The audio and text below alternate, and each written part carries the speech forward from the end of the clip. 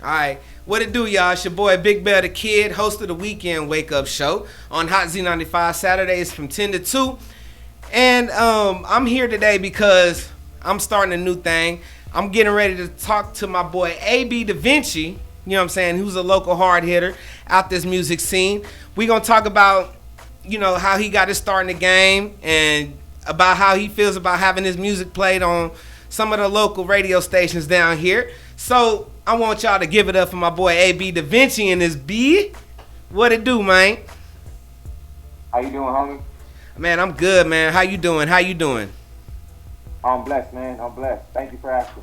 That's what's up. That's what's up. So while we here, you know what I'm saying, I know you've been doing your thing in the music world a while, and for those who may not know you, you know what I'm saying, like give them a little taste about who AB Da Vinci is, man. Yeah, my name is AB Da Vinci. I've been in this game for a minute now. I came on the scene fresh out of high school, 2004 actually, with some of my best friends and my brothers to this day, with the crew known as Prestigious Records. We had a hot run. I still carry that name, that torch. Shout out to my boy Tito. My hip hop evolution started organically. I've been b-boying, I've been DJing since middle school, high school. Picked up MCing shortly after DJing because I had the equipment and the mic. Just kicking freestyles at local house parties. Yeah. Realized I could do it. Sold my DJ equipment for some studio time in Metropolis. Stepped in the game, with our first mixtape, and haven't looked back since. And I've just been grinding since 2004. Honestly, I ain't even gonna try to hide how long I've been at it, and where I'm at now. It's a long grind. It's been a long road. Y'all might remember some of the Stinger shows, Club One shows, Toxic shows, hole in the wall shows everywhere, every bar. We go back, John. You know what I'm saying? My homie Big Bell knows what's up. Like, he was out there with us too. In the field. I've just been at it since then. Dropping mixtapes, dropping projects, trying to stay in their face, represent for the city. Yeah, and you've been doing that. Be here with y'all. Yeah, you've been doing that, man. And big salute to you and what you've been going through. You know what I'm saying? Like you said, you started b-boying.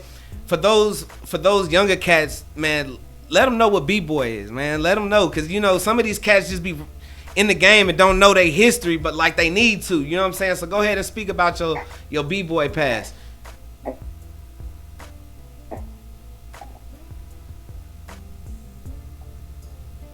And not like an old head, man, but hip hop is five elements, dog. You got b-boying, you got graffiti, you got motherfucking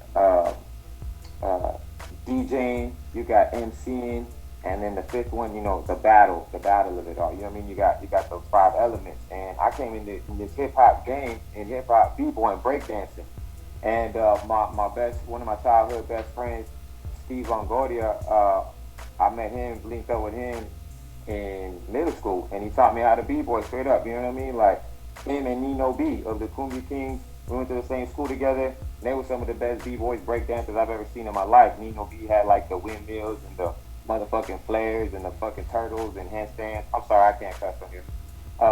Nah, you good? He had the, Okay. Nah, it's just when I you know what I mean? And I wanted to learn how to do it, and my homeboy Steve taught me how to pop and lock. And I used to get my b-boy on like my moonwalks and my slides, and like that was my showmanship. But as a teenager, as an early teen, like 14, 15, that was the first crowds I started rocking, like off my first hip hop talent. And that's how I fell in love, basically with the music, with the rhythm, with the flavor of this hip hop culture. That was my foot in. Word. B-boy, honestly. Word. So okay. School, high school. So I guess my next question is, who were some of your biggest influences as far as like b-boying and wanting to actually become a rapper and actually doing the things that you are doing now? Who would you say was the inspiration behind all that? Man, I would have to say, are we talking like locally, like from the roots, I'm talking just like I'm talking locally, nationally, globally, wherever you draw your inspiration from. I want to know where it came from. I want to know what every essence of AB Da Vinci, man. What made him him? Like who inspired AB Da Vinci to be him?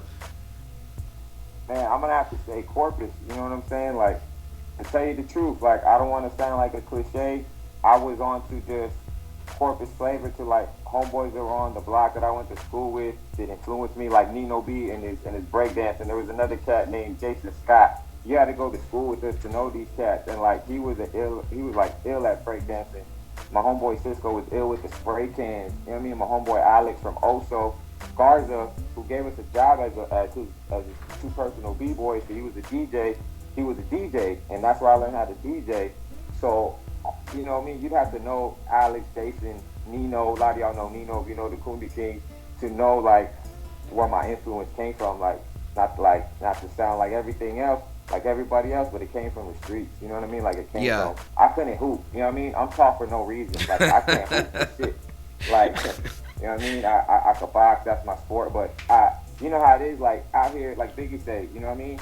You got a wicked jump shot. You know what I mean? Yeah. And I never had a jump shot, but so you know what that means. You know what I mean? Facts. So I've been Big a capitalist, and I've been into this hip hop stuff, and I've been into entrepreneuring since I was young. So, and I never had a jump shot. So, and I didn't go. You know what I mean? I didn't finish college or nothing. So, this hip hop, man, was a way out. Was something I could really do. Was something I could find acceptance in. Was something I was good at. No cap, that I felt I was good at, because there wasn't too much I was good at. But rhyming, b-boying, you know what I mean? Like networking, like just being out here. You know, this game was something I felt like I could really do. I feel you. I ain't look back since. You know. So okay, now take me back to the first time AB Da Vinci was in the studio. What was that like? What was the first time? Who was producing it? Who was engineering? Who was you with? You know what I'm saying? Like, what was the vibe? Let me know. I love these questions, Big Bell. Big Bell. Hey, shout out to Big Bell right here, man. I'm gonna let y'all know early, man. This cat's killing the hosting game, man. These questions right here, fire, my G. I went to high school with this homeboy named Zach, and he was best friends with this singer by the name of Jose. You might know him as, I think his name was Phase at one point. Okay. And he was an R&B singer, and they had a run back in the early 2000s, like as a hip-hop R&B singer. And then my homeboy and Elite One as well, I went to school with him, Zach and Jose and Elite One all went to a studio and recorded at Metropolis. They went to Metropolis Recording Studios, ran by Michael Fuentes. So, you know, someone that was deep in the game and someone that was just starting out in the game both recommended Metropolis Recording Studio, which was on Upper Broadway in Buffalo, downtown Corpus Christi. So it was an actual studio. At this time, it was at the first building downtown. It's when Mike had moved out from doing it out of his crib, got like a first official spot, and it was downtown. That was a big deal. You know what I mean? It was an awesome office space, location, scenery. And so as youngsters, 17 years old, it was a big deal. We got our bread together. We hustled up some bread, me and my late best friend Cisco. We did a lot of things to get our first 5 hours of studio time, and we did. And we booked it with Mike, and we came in with instrumentals. Mm-hmm. You know, ain't no producers was really messing with us like that back then. We didn't know where to start, so we came in with instrumentals. You know, well-known hip-hop classics that we had written to, and we knew it like the back of our hands because we knew we was on the clock. And the vibe was real professional. We went in there just trying to prove that we was young, but we were ready for the game. We took it real serious. You know what I mean? We were there like 30 minutes early. We was waiting on Mike to get there. We was excited to be downtown and know that we was going to be in a real studio. We knew that people like Fat Joe, Jules Santana, Elite One, Nino B had recorded in this studio. And we had rehearsed this like we were going to perform. Me and my friends, you know what I mean? My brothers, like, we were not messing around. So I went in there and I did a one-take take, to tell you the truth. I did a one-take shot. My first time ever on a mic. I laid that 16 so clean. At least on a technical level, you know, mic presence, you know, fluctuation of voice, putting emotion behind that came later, and I'm still a student of that. But on the technical aspect of just laying it, that shit was on point. First time I ever stepped on in the studio, and that's how I knew that like my shot was wet. You know what I mean? Like Yeah. Curry, like. Yeah. And I had Yeah. that I had something, and nobody could tell me different after that. And a lot of Yeah. people did, and people still do. You know what I mean? But in my mind, nobody could tell me different, and I wasn't moving, I wasn't budging, and I was just laser like focused, and I was just gonna sharpen that pen and sharpen the craft and learn the game, and just keep going. And a lot of people, you know what I mean? I've been in battles because of what, you know what I mean? Because of critique, you know what I mean? 'Cause I'm Yeah, hell sensitive yeah. about my shit, but I remember them battles. Nah, I was in a few of them myself, but we're not gonna talk about that. But anyway, we're not gonna talk about it. yeah, we're not gonna talk about that. But anyway, you know what I'm saying? Since we are talking about battles and performances, you know what I'm saying? Like, what was your favorite? What was your favorite? First of all, what was your favorite battle? And what was your favorite? What has been your favorite performance or your biggest performance to date? My favorite battle as a fan, that from coming out the 361. As a was fan Loudmouth and versus as a K9. participant. Yeah, my favorite battle was Loudmouth versus K9 as a fan. Hands down. You were there. Raymond was there. Shit went overtime. It Yeah, was like, that was the dope. beginning That of was the a whole dope. movement.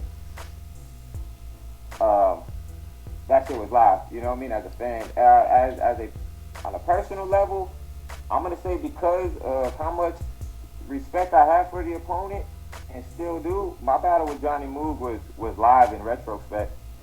That's I'm what's gonna up. just be 100 about it. Like, you know what I mean? I got a lot of respect for that cat, and that shit was live. That shit got us a lot of views, and we ended that shit like, man. I remember I went to the beat battle right after that, and we, you know what I mean? We shook hands, and it was all love. It was how the culture should be. That's all it's So, about, that's man. sharp. Yup. That's what it's all about. Now, you know what I'm saying? Now we gonna get to the nitty gritty, man. I know you've been dabbling around, dropping hit after hit, performing places after places. So and in this last year, you know, we've been hit with this damn pandemic. You know what I'm saying? So what was you doing? What was you doing during the pandemic? You know what I'm saying, to keep yourself sane? Like, Hold on, we had 4 missed bars. You gotta say that again. music distribution. Hey, can you start your answer again? Was that Can you start your answer Yeah. again? during the pandemic? I was learning distribution. I was learning how to record vocals on GarageBand. I was learning technical skills that I was lacking before. I was learning social media hustle. I was using every day to treat this music thing like a 9 to 5. Like, I was pressing up copies. I was learning everything outside of the pen and the rapping that I've been focused on for so long. And I was just trying to become more self-empowered in this game, to cut out middlemen that Word. really just become expensive, and just trying to become more self-enabled, you know. And I did, you know, and I learned a lot during this pandemic. That's what's up. That's what's up. And shit, it shows, man, because I know you are a man of many talents, man. I know I've been seeing you on the IG, you know, on the boxing bag and shit like that, perfecting your craft in both rapping, music, and in boxing. So tell me a little bit about your boxing. You know what I'm saying? Like, are you ranked? What's your record? Who you been knocking out? Niggas been coming to see you, or what's up, man? I've been a martial artist since I was 6 years old. We're from Robstown, Texas, and when we moved to Corpus when I was younger, you know what I mean, I didn't get a lot of warm welcoming. So I took up Taekwondo when I was 6 years old, and I would compete in tournaments. I mean, sparring tournaments, point sparring tournaments, karate tournaments, a couple kickboxing tournaments as a kid through Choice Taekwondo, and then as a teenager, I started training at CCPOA Boxing. Shout out to Coach Dax, Abel Rodriguez. A lot of y'all know him in the rap game as Dax. Oh, heck yeah, I know Dax Dax. sometimes, but Coach Abel, you know what's up.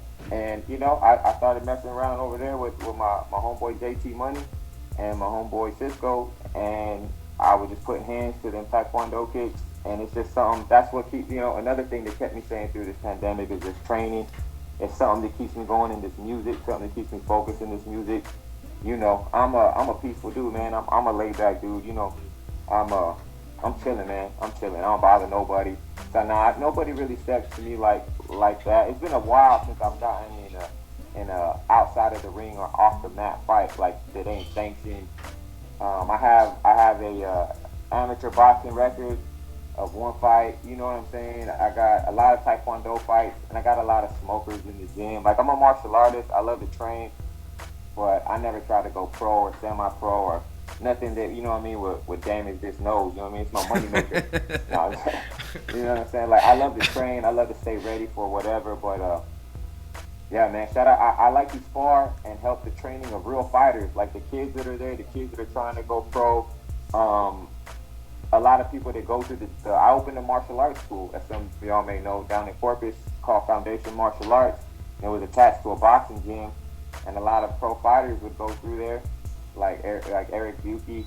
And just on some light work, if he was fighting a southpaw, he pulled me out of in between classes where I was teaching back, and he would in the back, and he was telling me to go to the ring and just ask him if I could help him spar for a southpaw, you know, because I'm a left-hander, and just some light sparring, help out. And he would go and compete in his pro fight, and just to know that I was a part of that keeps me connected to that culture, because that's the culture I respect and admire since I was a kid. The boxing and the kickboxing and the martial artists, the warrior culture.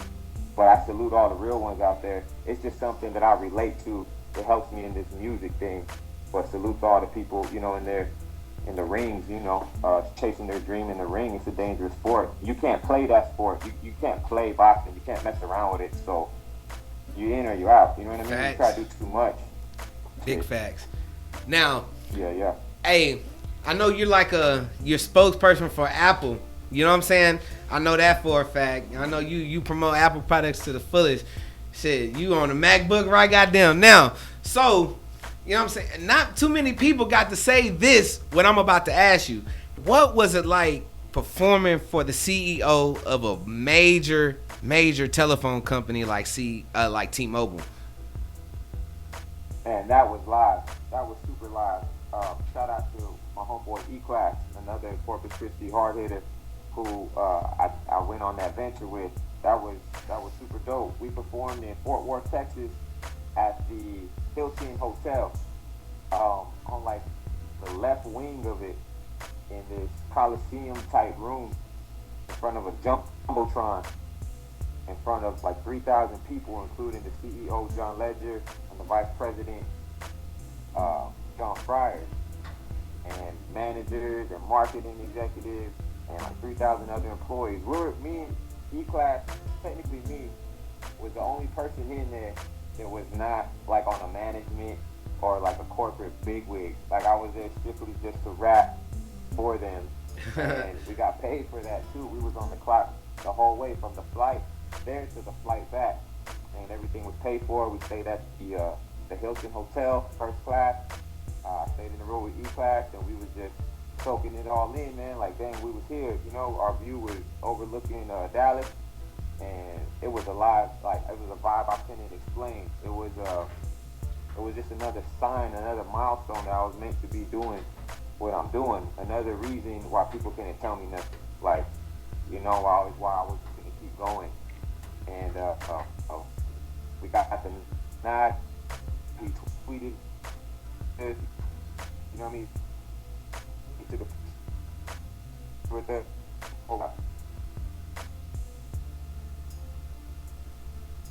Can you repeat that last part again? I'll do it again in a heartbeat. I said that was an experience, to say the least, and I would do that again in a heartbeat. Yeah, that's dope. That's dope. You know what I'm saying? Now fast forward to 2020 motherfucking one. You got Fuego, which is a very hot record, by the way. You know what I'm saying? So I just want to know what was the inspiration behind Fuego? How did that come around? Like, how did you link with the producer?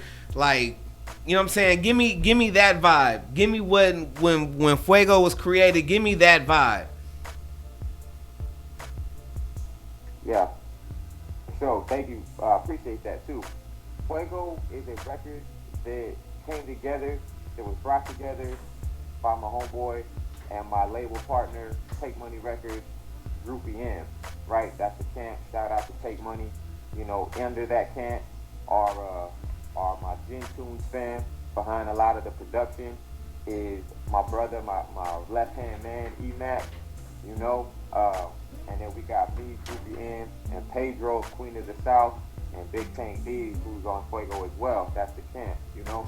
So Droopy M was out there making moves, and he went to the PhD dispensary, right? The Pure Hemp dispensary that was having the grand opening in Corpus, where DJ Kane was performing at, right? So he went out there to mix and mingle, and he started chopping it up with DJ Kane, and it turned out that Kane had been watching our moves and, you know, gave us a shout out and a salute for the moves that we've been making. Like, he gave us a big nod, and Droopy was like, yo, I got this beat that was produced by our good friend and the Corpus legend, if you know beat makers like that, Gabe Salinas, aka Hellbound Productions, right? He's been serving beats to a lot of local hard hitters for a long time, and he had this beat that for some reason a lot of other rappers had passed up on, but Droopy had a vision for it. So he shot it to Kane. He said, could you do us a solid? You know what I mean? Like, could you bless this track? And Kane shot that back in a couple of hours with the hook on it, and we knew we had a hit. And Droopy laid his verse. I'm up in Austin still, as you know, so he emailed me the record. I recorded it here in my office at the crib. You know what I mean? I shot the vocals back to him, and we shot it to Tank in the Tone, in San Antonio. And he took it to his studio and he laid it, and then we got it mixed and mastered. And you know, we just started serving it out to everybody, everybody.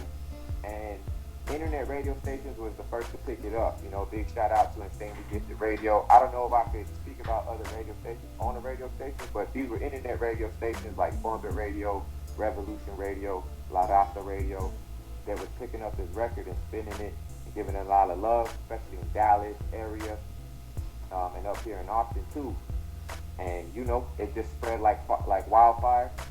And we're not even done pushing it. We're not even done. This is just the beginning. We just hit it at test markets with it. We haven't even made the visuals, the movie. You know what I mean? So. Well, we definitely here at our station at Z95, we definitely support it. We definitely gonna get that in rotation. You know what I'm saying? Yeah. And we support everybody who's out here making some positive moves like yourself. You know what I'm saying? Bro, don't let me forget. My bad. I would be remiss if I didn't give a big shout out to DJ Chris Fonseca, who was your very own DJ there at Hot G95. Who showed it some love and just gave it a major spin, a few major spins just last week. So shout out to DJ Chris Fonseca. Not to take away anything from Hot D95 and the love they've been showing. I was just saying it started on the internet, but yeah, and then facts. You know, your very own DJ Chris Fonseca, Hot D95, and Gino himself, still behind the record, gave it a major shout out. And you know, we can't thank y'all enough, man. Thank you, Hot D95, for real. Well, we try to help the locals, you know what I'm saying? As long as y'all coming with that fire, as long as y'all putting that work in, we gonna try to show some love as well, you know what I'm saying? And like all I can tell you, man, is just keep grinding, keep your head up, man. I don't want to take too much of your time. Like I said, bro, like this was an awesome interview. We gonna try to keep doing this. Over and over to shed light. This is only the first one, you know what I'm saying? We gonna keep dropping them to shine light on any locals that need the love, you know what I'm saying? So I'm giving you your flowers while you here. Shout out to my boy AB Da Vinci, you know what I'm talking about? Keep making these moves, bro. Keep moving, keep eating, keep grinding, you know what I'm saying? Stay positive, man. Like I see you not only as an artist, but as a dad too, bro. Like that's a fucking big shout out, man. Like keeping these kids happy, all that type of shit, man. So major salute to you, not only as an artist, but as a man. You know what I'm talking about? So keep making these moves, bro. Thank you, brother. Likewise, man. I see you. God bless you and yours, your family. You know what I mean? Your seed. Thank you. I appreciate you. I see you doing, great things out there with the kids too and your family. Thank you, brother. Heck yeah, man. That's what it's about, man. We got to give back, man. We got to give back.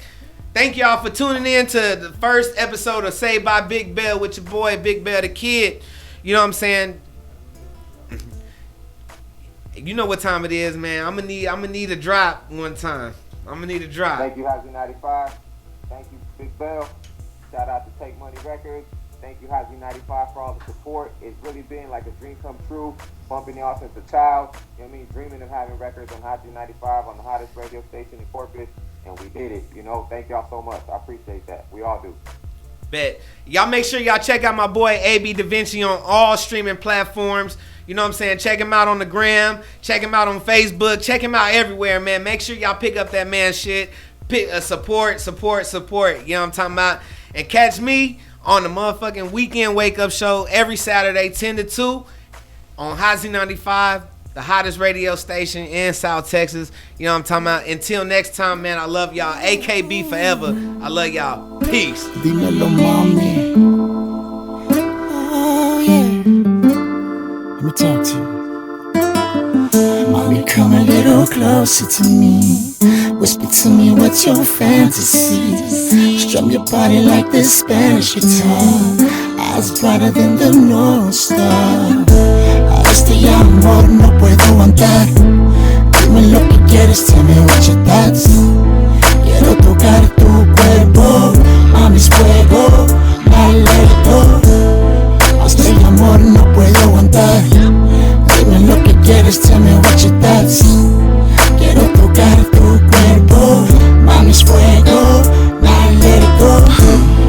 Now ain't nothing like the other dude. The other dude on the real, you need to cut him loose, Hold his baggage, makes it hard to move. Pop a tab up on his bed to get my mind to cruise, I'm really these in the shit. Lingerie and all, really fiend for this chick, I'm really seen with the clique. Ride around alone, smoking deep in the bitch, Hungry hustle man, none, homie. Grinding hard for something lovely with the buttons on it, Got it trippin' when she touchin' on it. In the bed, I got it twisted like she running from it, Then she tell you little friend sign. My mind is really on this being sign. Something pretty with them ring sign. Breaking down the shit that barely got a steam high. Este amor no puedo aguantar. Dime lo que quieres, tell me what your thoughts. Quiero tocar tu cuerpo. Mami's fuego, now let it go. Este amor no puedo aguantar. Dime lo que quieres, tell me what your thoughts. Quiero tocar tu cuerpo. Mami's fuego, now let it go. Mami's fuego, papi so bossed up. I get to them pesos, the cookies I cough up, shrimp and the lobster, a glass of that Merlot. I play a song on your body and baby I'll take it slow. Let's get off the grid, go and check into the resort. I got something for you, now I bet you your neighbors know it. I'm gonna strum every chord, you're gonna hit every note. And after we fuck up the sheets, baby I'll hold you close. Tell me your thoughts, tell me your wildest dreams. Before I finish this blunt, bet I develop a scheme. You know daddy a rider, yeah my baby a killer. I'm the Clyde of Habani and I don't get no realer. She know the life of a desperado, she got no delusion of me ever changing. We just do what we doing, throw all the money on the bed, making love under moonlight. If ain't no tomorrow, I'm your fantasy for the night. Yeah. Este amor no puedo aguantar. Dime lo que quieres, tell me what your thoughts.